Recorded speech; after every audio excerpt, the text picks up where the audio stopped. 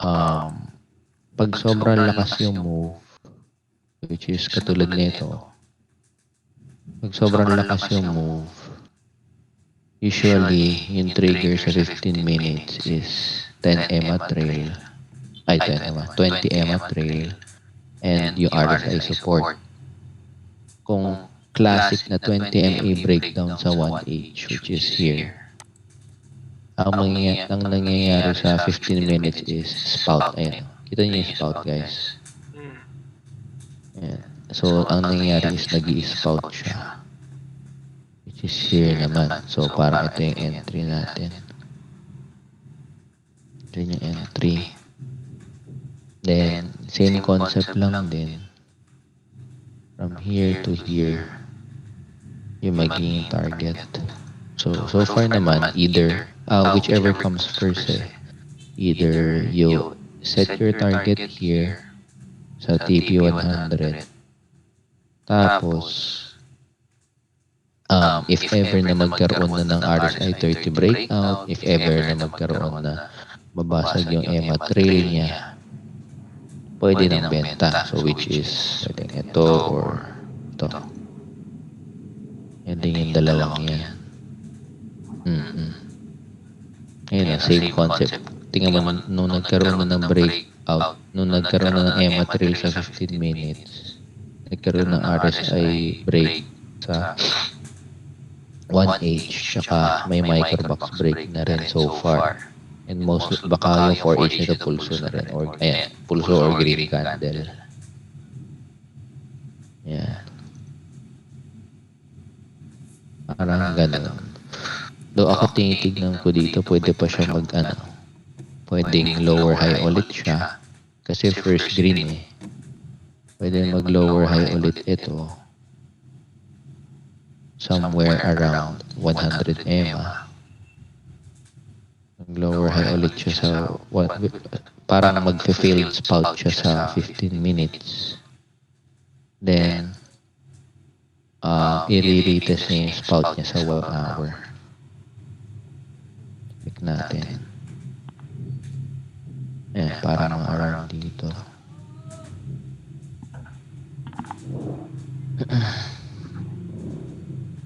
Kasi first green So, if ever na may gawin siyang box dyan, tapos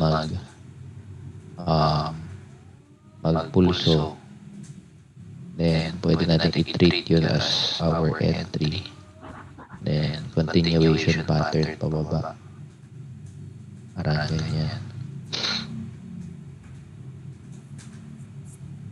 Gets ba? Yes, sir. Yes, sir. Ayun, nasakto rin so far yung target na parang 100 EMA, previous box, ganun. Anyway, another sample na pinamaktis ko lahat 1,000 yung 1,000 Pepe, Lina, MTL. Ito naman, so far, ito, ignore muna natin yung daily. So, 1H tayo. Yeah. So far, kita natin yung MA trail niya sa 1H is nag-50 siya. Nag-transition siya sa 50 dito. And nung nag-spout na siya sa 1H, parang spout yung pinaka-crucial sa 1H Nung nag-spout na siya sa 1H, is here.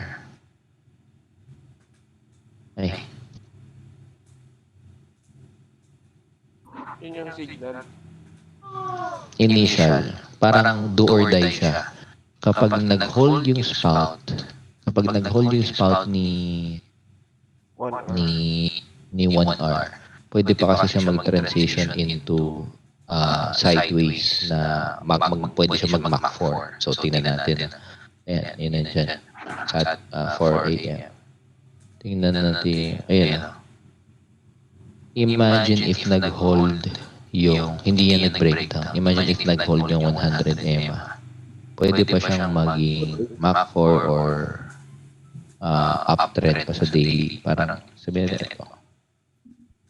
alam ko ito umabot na, ayun, parang ganyan na umabot. Yung parang aabot na siya sa 100 EMA, pero nag-hold. Potential continuation pattern pa siya. Parang yung 1,000 pepe, pero short. Yan, mga 100 EMA, pero dahil nga downtrend pa talaga siya, pwede pa siyang bumaba. Gets? Yes, sir. Ano nga pinag-usapan natin? Lina. So anyway, ito. So, nung nagkaroon ng 20 MA breakdown sa 4H, ito pala. Isa ko rin napansin is, kunwari diba, Mach 1. Mach 1, meaning to say, above RSI 70 siya.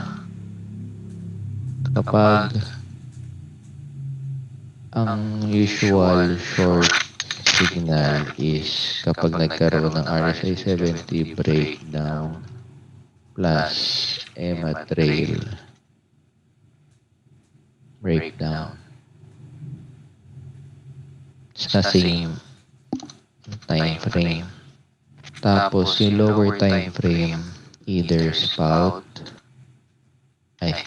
inverse spout or yung nakagawa na siya ng lower high, lower low box during downstream. Kumbaga initial. So, since nasa 1H yung pinaka-signal, itong pangalawa na inverse spout and lower high, lower low is nasa 15 minutes. Teka, Mach 4. Hindi, Mach 4. Hindi, kunwari nga lang. Kunwari yung Mach 1 is, kunwari yung setup is Mach 1. Nasa 15 minutes yung signal na ganyan. Okay? Yung, kunwari, sabihin natin Mach 4 to. Pagtulad ni Lina. Kung nasa Mach 4 yung setup, etong RSI 70 breakdown plus EMA trail breakdown is nasa 4H. Okay? Parang best structure to eh. Either RSI 70 breakdown or RSI support breakdown. Okay? Sa 4H yan. And since nasa 4H yung pinaka-setup, yung inverse pause maglo-lower high, lower low box is nasa 1H. So, which is this. Okay, so in this case, ito inverse spout ginawa. Inverse spout, pwedeng entry na yun nandito. Then, nag-transition na siya. Pababa. Okay. Clear ba so far? Ano to, no?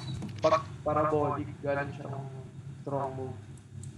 Pag galing sa strong. Kumbaga, kailan matatapos yung move na to? Okay. Sabihin, tingnan natin kay MTL. Ito yung kay MTL kasi Mach 1. Now, ang kailangan dito, balikan ko muna yung type natin.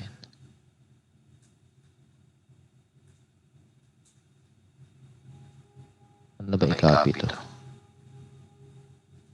Double click. Copy.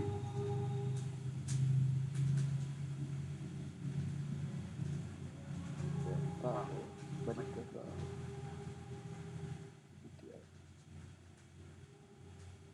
Ito naman, dalawa yung pwedeng entry. Yung aggressive entry is, since ito, nagkaroon na ng parabolic move, ang pwede natin focusan is Mach 1 RSI 70, tapos 15 minutes na pattern. Parang ganyan. So, sabihin natin ito. Yung nagkaroon ng RSI, break. Tapos Darvas-Knox break. So what happened here is parang nag-RSI support breakdown. Excuse me. Tapos nag MA breakdown. So this somewhat an aggressive entry yun nandito. Aggressive entry yan. Kasi pwedeng mangyari dito is mag-hold. Ito, pwedeng mag-hold yan. And mag-continuation pattern pa rin sa 4H. Kasi technically above RSI 70 pa, di ba? Pero kung ipapasok natin yung pinag-usapan natin sa Lina, which is once na kung nasaan yung pinaka setup, which is nasa 4H, 4, RSI 70 breakdown. So sa 4H magkakaroon ng RSI 70 and EMA trail breakdown. Yung 1H, or meaning to say the time frame lower, will show either inverse spout or initial lower high lower low box na breakdown, which is ito na. So at EMA trail 10 ay 20 nag-breakdown na dito, back. Yung breakdown na dyan, and yung breakdown dyan ay hindi, sorry. Tama. Yung breakdown dyan, magkakaroon ng spout.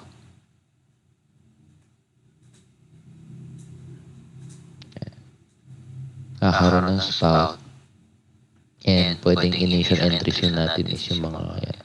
Ito or this one.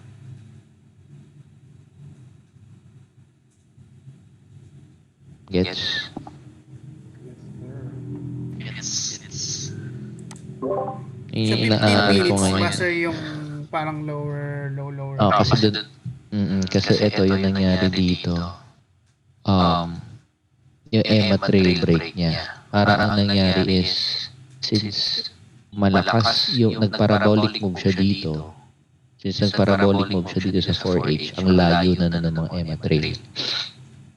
So instead of 100 EMA yung binasag nito sa 1H, ang binasag is higher na moving average. So say for example, dito nag-breakdown. Diyan pa lang nag-breakdown na. Ano kaya itsura na 15 minutes? Ayan. Pansin nyo na yung itsura na 15 minutes. Magiging assuming na nag-breakdown sa 20 EMA ng 1H and dito pala nasira na yung trail. Dito pala nasira na yung structure, hindi siya nagkaroon ng parabolic. So what can happen is kakaroon siya ng spout. Ito yung box. Posible siya magkaroon ng spout. Then pwedeng entry natin is pulso or breakdown. Then, ayun na yung short. Ayun na yung parang mag-short na siya.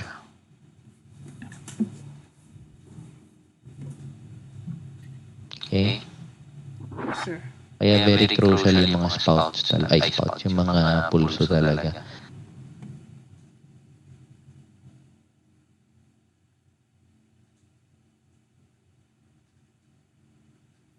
Ito nga, muntikan na akong bumili eh. Muntikan na akong bumili sa pulso na to as long. Kasi, excuse me, kita niyo yung previous resistance. Low.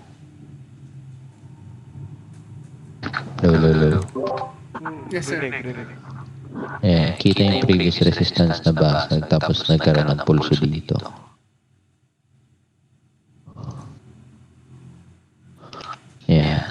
Maglulong sana ako dyan. Pero, dahil nga nagkaroon ng EMA break. Eh di muna. Parang kailangan muna natin, ang pinaka-signal talaga niya should be, for ilong, should be this one. Yan. Dapat sa 1H siya pumulso. Yan. Dapat mag-breakout siya dyan. Eh hindi. Parang nangyari is nag-lower high siya. Pero ang pinaka-signal for sure is this. Kasi during this phase, ay, tago ko muna. Ay. During this phase kasi, yung time na hindi nakatago yung left side, during that phase, pwede pa siya pwede pa siyang mag-long, technically. Eh? Pero kailangan niyang basagin itong pulso, which is ito. So parang ganyan. Yan. Pag nabasag yan, mabasag yung box, magkakaroon ng pulso sa 1H, diba? Mag-hold yung EMA trail sa 1H, and most likely above RSI 70 pa sa 4H. Eh hindi. Hindi siya nag-hold. Below RSI 70 sa 1H, EMA trail break sa 1H, tapos nagkaroon pa ng pulso dito. So, yun na yung naging entry for sure. Yeah. So, tinitignan ko right now. Ay! Ayan, kakadaldal ko tuloy. Kakadaldal ko tuloy. Hindi ko tuloy napasukan. Nakita ko na ito kanina ito. Nagising ako. Straight ah. Yung question ko dyan, ano eh. Sa 4 hours, variation 1. Yeah. Variation 1 siya, yes. Pero, ano yung naging difference niya compared, di ba, variation 1 dito banda?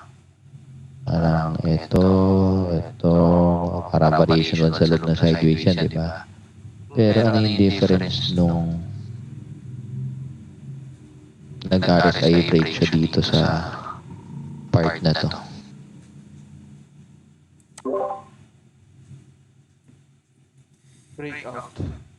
Breakout saan?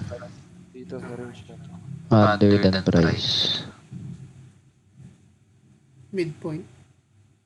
Midpoint, di ba? So, technically, nasa bull zone na tayo. So, parang treat it as parang first red minion or first RSI 70 break above. Kasi di ba ang midpoint is parang demarcation na line rin natin or parang 100 EMA. Diba? So, ayan. Parang ito yung nangyari. Nag-break siya dito. Then, may retest pa nga. So, yung pinaka-pulso niya was this one. Then, retest. And currently, sinusubukan niyang basagin yung stage 2. Kasi stage 1 yung una, stage 1, stage 2. Tapos, tingnan natin kung anong gagawin niya next. Kamukha niya si MTL actually. Para dito na MTL.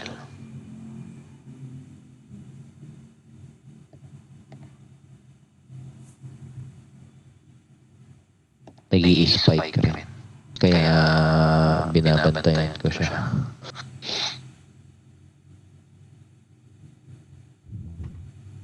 So, if ever na mag-hold to, magkaroon ng breakout, map 4 na siya.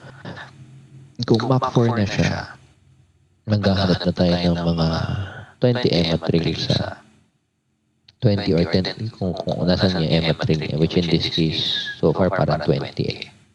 Yung 20 EMA trail niya sa 1H. Dito sana yung entry oh. Bang. Yeah.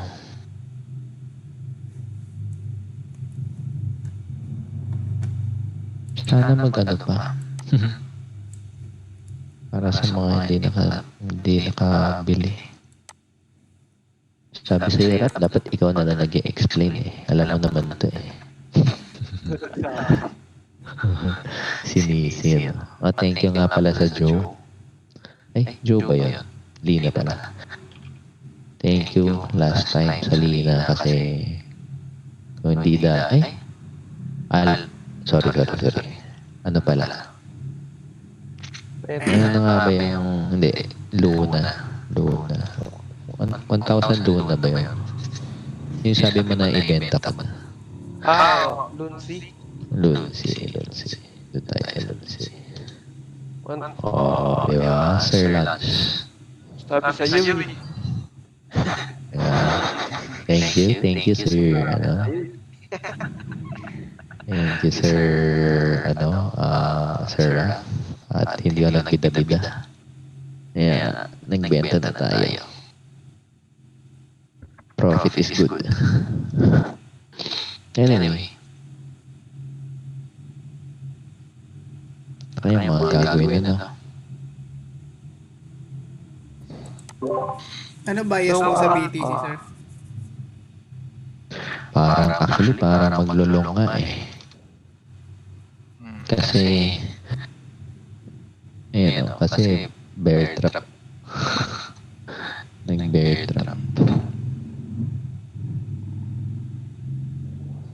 So, it could create a retest here.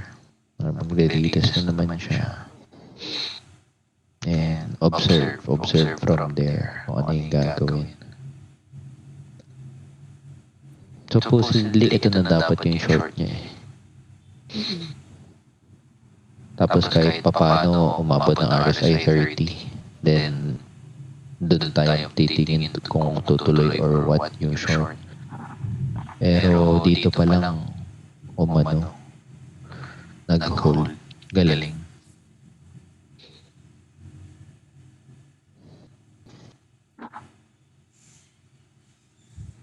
Tumuloy pala yung short nito. Ang dami kong mga finare trade kahapon eh. 1,000 pepe lang yung hinold ko. Itong 1 inch rin.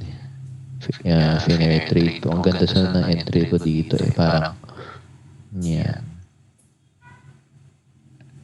Binaks ko siya ng ganito. Kasi, parang ano siya, nag-spout. So far, midpoint. Diba? Nag-midpoint. Nag-resist sa midpoint. So, ang ginawa ko dito was entry here. Nag-pull sa midpoint. Pero, binenta ko nun din dito na. Binenta ko nung parang bear trap. Yeah, nandito. Sayang. Umabot pala sa target ko. Ito lang target ko eh, weak resistance. Weak support eh. Ay, nako. Tapos, ano pa ba yung shinort ko na isa? Ay, hindi, ito lang pala. 1 inch, 1,000 pepe. Oh, yun lang. Sayang.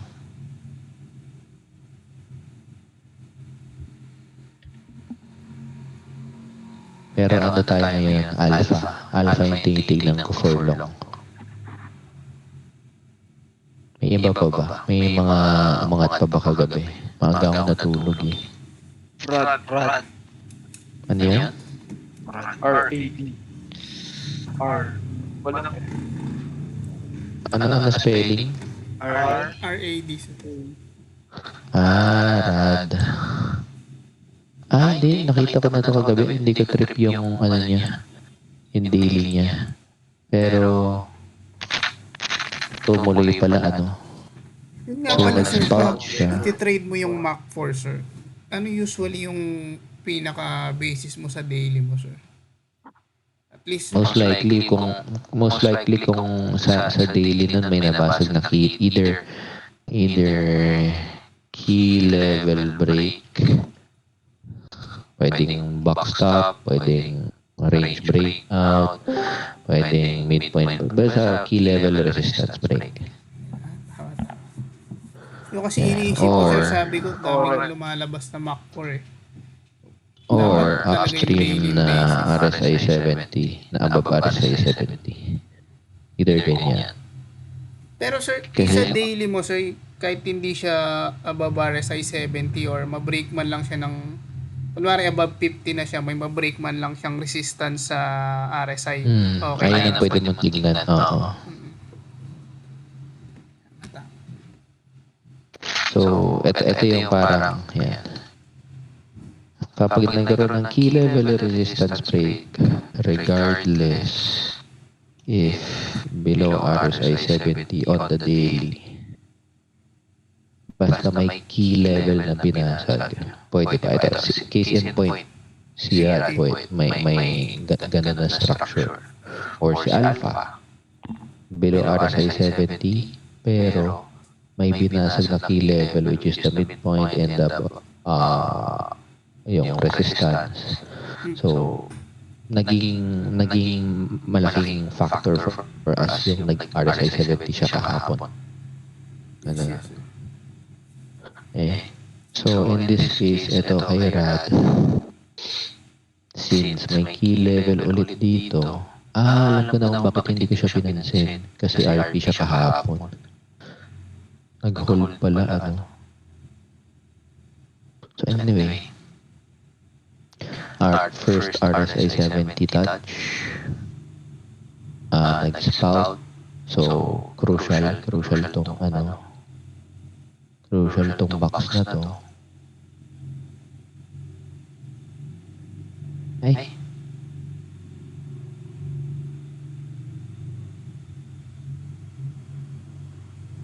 Crucial yung box na yan for a potential move. So, initial target from here. Next target is yung range talaga eh. Yung box extension na to from here. Interesting siya kasi nag-spout. Tapos, ito yung initial box rin niya. Initial box after nag-transition ng MAs, initial box transition ng upstream. So, if this holds, we could see a move. Na-hype na si Sir Raf. Naka-alpha ako sa kontra test. Kota na pala eh. Kota target pala eh. Kota target. Yung alpha mo, parang nagbibigay. Kasi ako, dahil sabi nga na, narinig ko boses ni Sir TJ eh. So, tama natin. Oras na pala. Lapit na mag-gym. Kamukha sila.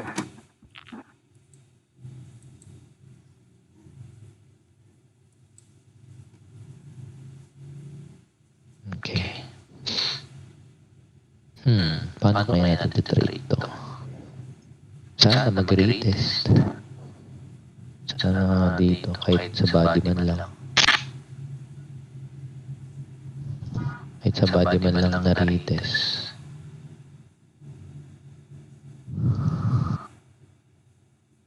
Total, kaka-breakout lang naman eh. And first RSI said, wala namang RSI break eh. So, 38 Vivo pa nga. 38 Vivo nga.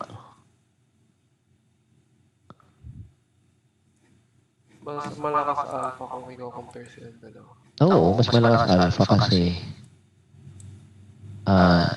transition na to. Kumbaga, ito, pwede pa to mag-sideways si Rad versus si Alpha na nag-sideways na siya and pwede na mag-transition into a move. Kumbaga, si Rad parang nandito pa lang. Yan, parang nandito pa lang si Rad sa baba. Versus si Alpha na Tapos na siya dun.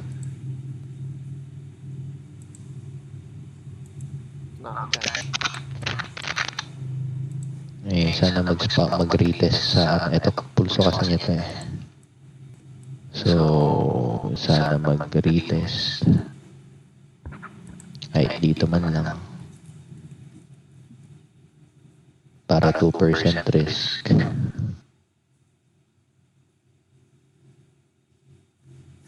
Kay Rad naman, since wala pang spot, pwede pa, pwede pa siyang mag-retest.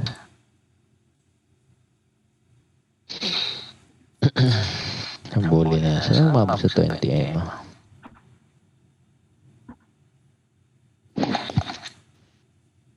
Yun lang.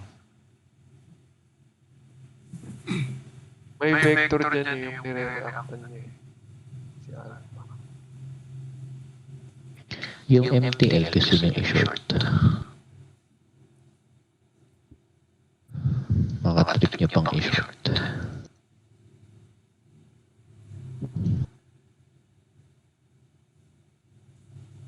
Sa RP siya nag-react ko. Ayan na. Nagsalita na ako.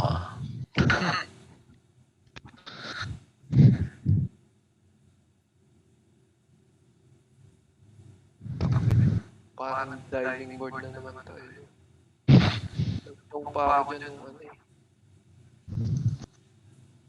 RP. RP. Tapos, anyway, sinubukan niya mag-torrent, mag-bounce. Kasi sabi nga natin, di ba, ang mga bounce plays is, ang ginagawa naman sa lower time frame is nag-torrent. Di ba? Pero in this case, sinubukan niya mag-torrent, pero nag-fail dito. So, pwede natin gawin dito is yung katulad kay, pinakita ko kay 1 inch. Ganyan. Hindi, 15 minutes na pala to. Ganyan.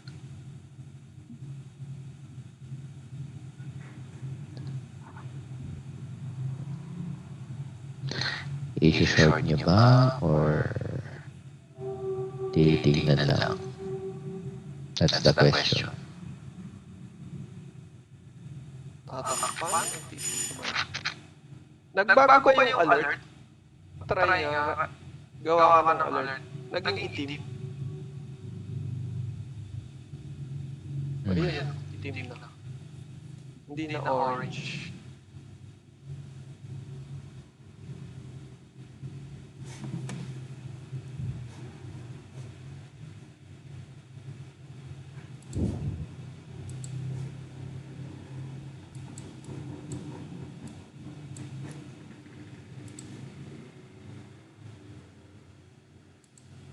One RBTC short eh.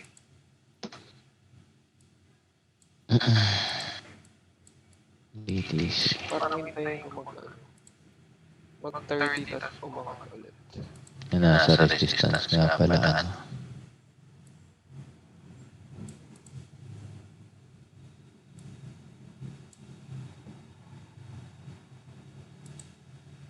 Short for the moment. Oh, gym na muna ako. Makikinig ako sa inyo sa baba. O sige. Thank you so much. Okay. Oh, sino mag-share? Jimwell. Pacquiao. Jimwell. Sino? Alas din ako. May pumalakpak.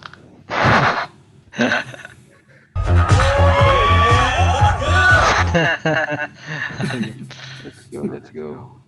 Paso na para makagalit. Gawa nga ako ng sounds dito para na to. Pwede palang gumawa eh. Ano yan? Pak! Ganun. Pak, ganun. Dun sa ano? Sa lower left. Sige na. Gym na ako. Thank you, sir. Bye-bye. Thank you. Thank you. Ayan ay. Na-picture lang ba na? Meron na. Okay, bye-bye, bye-bye. Yung mga